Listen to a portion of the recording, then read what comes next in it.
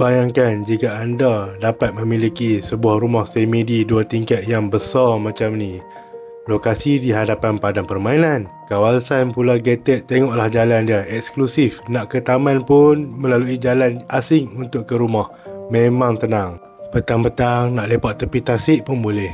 Kalau di KL atau di Penang mungkin harganya berjuta, tetapi di Seri Iskandar Perak ini harganya masih mampu milik. Dengan keluasan tanah 40 kaki lebar dan 80 kaki panjang, memang cukup luas untuk satu keluarga yang besar dan mempunyai anak yang ramai. Lihatlah betapa besar dan luasnya ruang tamu utama rumah ini. Memang muat untuk keluarga yang ramai. Dan rumah ini mempunyai 4 bilik tidur dan 4 bilik air berserta 1 bilik orang gaji. Ini ruangan tamu yang kedua. Memang luas, memang privasi. Ini ruangan ketiga, ruangan dapur kering. Memang luas, siap kitchen cabinet. Lihatlah, 2 buah meja makan masih mampu muat lagi. Ini bilik tidur di tingkat bawah. Memang besar, boleh muat katil queen dan almari lagi di situ. Dan kita ada 1 toilet di tepi. Okey, kita ke ruangan dapur basah pula.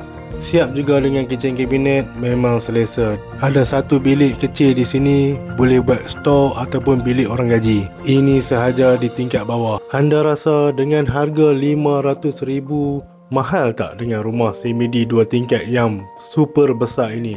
Bagi saya, ini adalah harga yang amat berbaloi sekali. Cuba anda bayangkan, ini adalah bilik tidur utama yang super besar dan mempunyai toilet yang luas.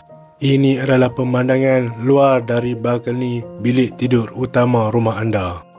Okey, kita ke bilik yang kedua di tingkat atas ini. Memang besar, memang luas dan memang selesa. Dan kita ada 1 toilet di situ.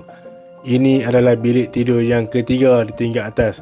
Sama besar, sama luas dan mempunyai 1 toilet di situ. Cukup selesa dan cukup berbaloi untuk dimiliki. Okey, jika anda berminat dengan rumah semedi 2 tingkat di Lakeville Seri Iskandar ini, sila hubungi saya dengan segera.